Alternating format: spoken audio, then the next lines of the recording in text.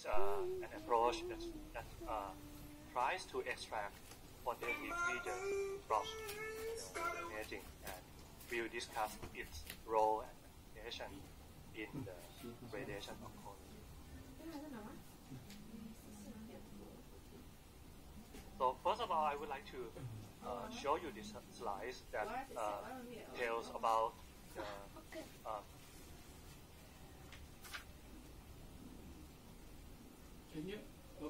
tells about the death per 100,000 Americans. The data compare 2 years. The first one is 1950 and 2015 for 3 major diseases. If you look at this, it shows the data of heart disease, cerebrovascular diseases, and cancer. Look at the first 2 diseases. You can see that the numbers reduced drastically from 50 years ago for both of the heart disease and however, that's not the case for cancer. One of the problems is the intratumoral heterogeneity. There's data in this paper in New England Journal of Medicine in 2012 that studied the biopsy of the cancer. Here it shows the data of renal cell carcinoma and study the results in terms of the prognosis from the biopsy. The results show that there's a mixed results in terms of the prognosis, even from the same tumor, which means that random samples of tissue may not accurately represent the landscape of the biological variation within the tumor. So this leads to the problem of the precision medicine or precision treatment. That's why people think about the imaging for the precision medicine itself compared to the biopsy. There are several advantages of the imaging. For example, it is non-invasive. It covers all 3D volume. We already have it in clinics, and then patients have been undergone the imaging study several times during the treatment, so we have a lot of data, and imaging can capture the cancer over time and space. So we think that probably imaging is a better way to extract the tumor characteristic in terms of the cancer phenotype, which is the appearance. The term phenotype means appearance here. If we look at one representative case, that in this case, in this paper, they show the examples of images, one slice of the CT images, and then it corresponding render with the ROI of the patient with non-small cell lung cancer for 6 patients. Even though it is from the same type of cancer, but it shows that tumors are different, and with medical imaging we can unveil this phenotyping. So in the next 20 to 25 minutes or so, we will discuss the idea or the principle of Radiomics by starting with the Radiomics workflow, and then I will hand it over to my co-speaker, Dr. Berlangsung. She will talk about the clinical motivation of Radiomics in precision medicine, and then I will come back and then talk about the example of applications of Radiomics that we have done at King Chulalongkorn Memorial Hospital and Chulalongkorn University. And at the end, we'll wrap it up. Let's talk about Radiomics. So, as I mentioned before, that we want to have some kind of quantitative or information from the tumor. So, conventionally, you may think of that, okay, radiologists or nuclear medicine physicians may use the visual assessment or qualitative description of the tumor. However, we have there are problems with that. The first one is what they said or what they describe may not they may not use the standard lexicon, which is a problem, right? And then the second thing is it is prone to the intra and inter-observer variability. That's why we have tried to use a quantitative way, not quantitative. Try to extract the large amount of quantitative features from medical images. This is what we call radiomics. The term is from radiology plus omics. Okay? Let's look at the radiomic workflow. The conventional radiomic workflow consists of several steps. It starts with the data acquisition, that you acquire the data, perform the image reconstruction to have the image, and then you perform the tumor delineation either by automated segmentation algorithm or by expert. And then you extract the feature, which is a quantitative feature, that the thing that we call the Radiomics feature, which can describe the shape, first order histogram, textural feature, and then after that, because of the limitation in terms that we don't have we have limited number of data, so we have to select some kind of feature, only the feature that relevant, only the feature that significant to at the end, at the last step, that you use that to perform the classification or evaluation. Let's take a look closer at feature in Radiomics. There are several kinds, there are several groups that we call of Radiomics feature or class. The first one, when you have the images, first you draw the ROI and you extract. Generally, there are 4 groups or 4 classes of feature. The first class is the shape and the size. Take a look at the next few slides what they are. The second one is the histogram layer. The third one is textural feature, and then filter layer. Let's take a look at the first. The shape feature, as the name tells you about the size and the shape of the tumor, is a 2D or 3D. Examples of the shape-based features are sphericity and convexity. Sphericity will tell you about how round the tumor is. If it is 3D, how close it is to the sphere. Or if it is 2D, how close it is to a circle. If you look at the second class of the feature, which is a histogram. This one you are probably all of you are familiar with this. These features tell you about all the statistics of the such as the minimum intensity in the ROI, minimum box cell value, maximum box cell value, mean, median, kurtosis, units. All the statistics are included in this histogram-based feature. The third one is the textural or texture-based feature. This one, you are looking at the pattern in terms of the texture of the pixel value within the tumor.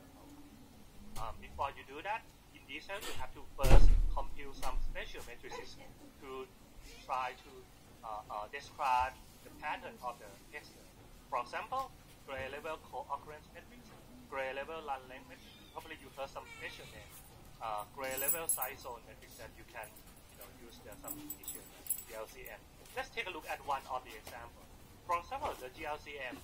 Here you look at the pattern that you see the co-occurrence, which means that how many times that you see these 2 pixel values. Let's take a look at this. This image first is a gray level, right? Then you convert it into the matrix. For example, in this case they use which means that there are 4 values on the depth as well. The possible values of the pixel value are 1 to 4. And then if you look at the co-occurrence, each pixel, each element of the GLCM tells you about how many times that you see that pair of pixel value together. For example, if you look at the blue pixel here, the blue element here, is in the row 3 and then column 4. This one counts how many times that you see 3 and 4 together. If you look at the original image, you see 3 and 4 here. And there are only 1, 3, and 4 here in terms of in the horizontal direction. You see 3 and 4. And if you look at other places in the images, there is no 3 and 4 together. Right? That's only one place. That's why you count 1 time. And then you put the number 1. Okay, the next one is you look at the row 4 and then column 1. So it's number 3. This one counts how many times you see 4 and 1 in the original image. Look at the original image. You have 4, 1 here, 4, 1 here, and 4, 1 here. So you put the number 3. You do that for all over the places in the GLCM, which means that according to this, you can see that the size of the GLCM is the 4 by 4. Right? If you have the depth of the image is 256, you will have the size of GLCM 256 by. You do the same for GLRLM, which is try to come up with a spatial matrix that tells about the texture pattern in a different way. You have GLSCM. And from this spatial matrix, you can compute the texture feature. For GLCM, you can compute the energy, you can compute the local homogeneity, entropy, and whatsoever conservation. You can do the same for GLRLM, and these are the third class of the feature. The last and the fourth class of the feature in Radiomics is called filter rate. In this case, first they will decompose or they will filter the image into spatially oriented frequency channels, or what they call the filter image, and then compute the histogram base and the texture based feature from this filter. For example, let's take a look at this chest X-ray 2D.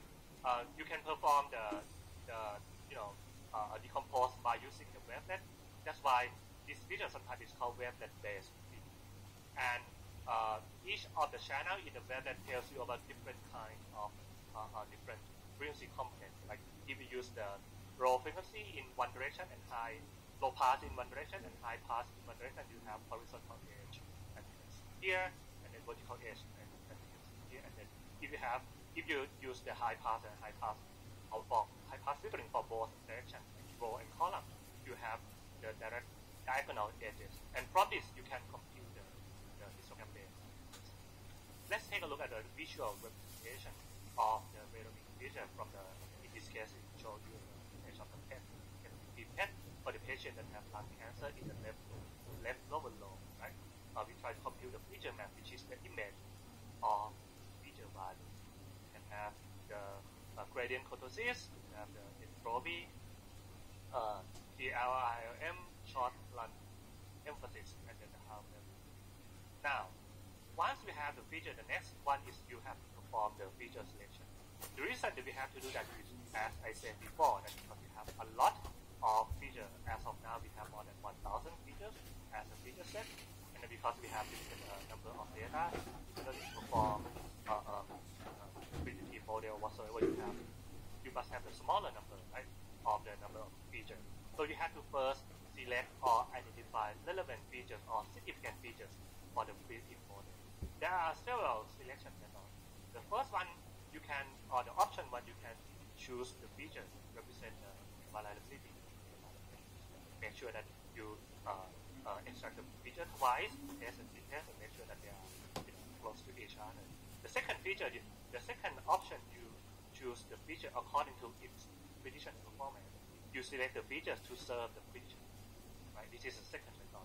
The third method, this is the latest kind of method, is the one that you use the deep learning that link the feature construction and the model directly.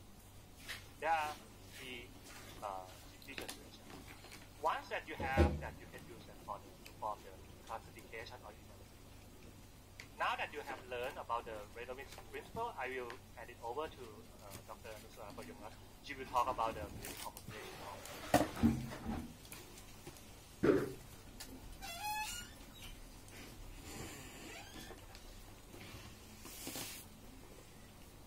Thank you, Dr. Yothin, for giving us an overview picture of the radio. So next, I'd like to talk about the potential role in the treatment and why do we need the radiotherapy.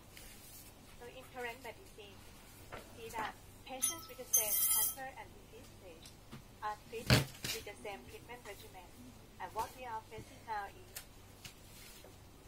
some patients respond well to the treatment and the disease can cure, but some has no effect and the disease recurrent later. And some patients even have the toxicity from the treatment. In the ideal cancer treatment, we would like to classify the patients according to their pathology from the tissue, the blood, the tumor marker, and also the data from the imaging, and give the appropriate treatment for each subgroup of patients. And finally, we can get the good outcome. So the important clinical questions are: who needs more aggressive treatment for better tumor control, and who can we de-intensify the treatment and reduce toxicity? The answer might be the reliable predictive tools by integrating all the data from the patient, from the pathology, from the clinical data, genomics, radiomics, and multi-omics data. And then we might be able to select the best treatment for the patient. This is known as the clinician clinical decision support systems.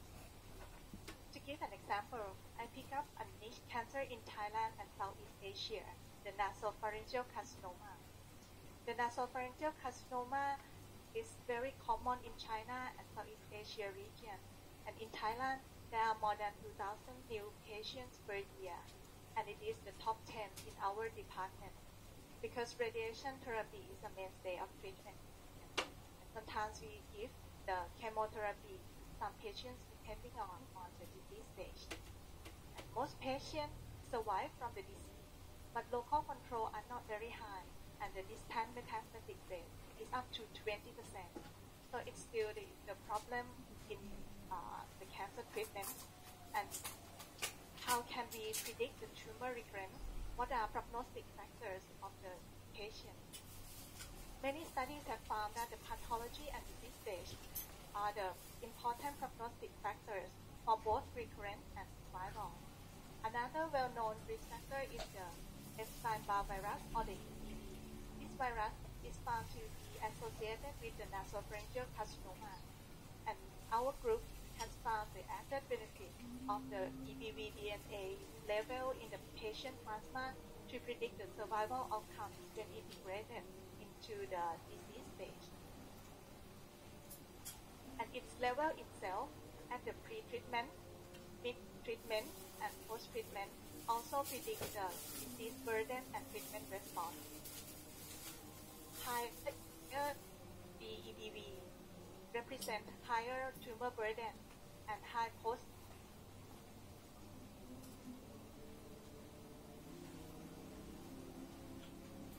This is a group of radiation oncology in United States known as NRG Oncology Group. They propose a study of the individualized treatment for nasopharyngeal carcinoma based on EBV DNA virus. The standard treatment is in the green box.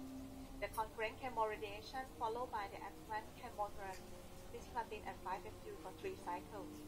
They hypothesize that in patients whose post-treatment EBV detectable, it means that this patient did not respond very well from the CCRT. So they offer adjuvant chemotherapy with more aggressive treatment regimen. And in some patients whose post-EBV is undetectable, it means this patient might respond very well to the CCRT. So they observe the patient instead of giving the chemotherapy. And this can help us avoid toxicity from the chemotherapy. However, this is just an example of adjustment of treatment after some tumor marker, but it's not in the clinical study. However, we know that there are more than these three factors in the real clinic. So the multi-omics, especially the radiomics, is now very coming and is of interest in the Radiation Oncology Society. Just recently, the publication of the radiomics is now increasing, and it is the hottest topic in the biggest international meeting of radiation oncology in both the United States and in Europe in the past few years.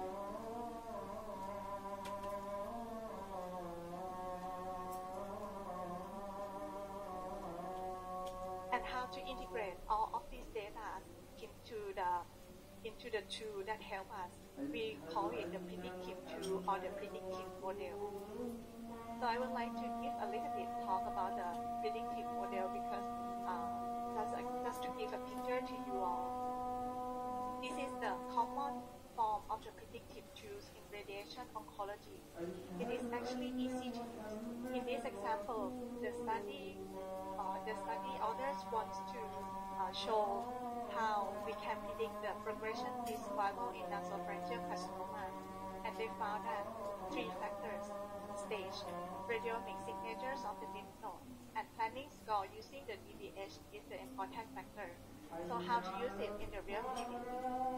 If you have some patients with stage 3 disease, I give the score, and then I hand the imaging to the physicist and get the radiomic score of the lymph node. And next, the physicist make a treatment plan and then give me back the DBS score. In this patient, the total point score will be 9.5, and the predicted 3-year and 5-year progression-free survival will be 60% and 40% respectively. This can help us to classify patients into low-risk and high-risk groups, and then we can put more concerns for the patient with high risk and might consider the more aggressive treatment for the patient. This is another study using the PET CT and CT scan radiomic signatures to predict the high-risk group of patients and select the patient for induction chemotherapy. This is just an example of the radiomics in the real clinical practice. So before we go back to our main actor, the nasopharyngeal carcinoma, I would like to talk in brief about another roles of radiomics. First, we talk about the predictive model. Now, for the molecular diagnosis and the treatment planning.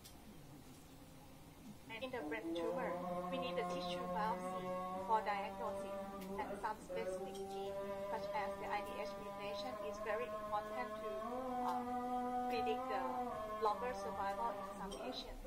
And the IDH mutation is usually tested by the immunohistochemistry or tumor sequencing, but sometimes it is unachievable and unavailable in some treatment centers. And there are several studies show that the radiogenomic mapping from the conventional MRI can predict and be used as a non-invasive tool to assess this underlying molecular process. So it might be another choice for patients who are not eligible for biopsy and selection, and in some centers with no available of IDH testing. Another example is in prostate cancer. This study, they correlate the pathology of the tumor on the top row with the imaging by multi-parametric MRI using the radiomics on the bottom row, and they found a correlation between the high-risk region in the pathology tissue and in the imaging, and they can map it and call the habitat risk score maps to localize the high-grade tumor region. And they implement this risk score to give into the radiotherapy planning and boost the dose to the high risk using the radiomics map. So this is the closest clinical applications of radiomics at this time, and we hope that there will be another more radiomics tools in the future. Now let's get back to our nasopharyngeal carcinoma. Dr. Yothin will tell us more about promising radiomics project running in our hospital. Thank you, Dr. Swami. So let's get back to our results. These are preliminary results that we have performed at our center. So the first one is using radiomics for prognosis in nasopharyngeal cancer. This one will also be presented in more detail by one of our students.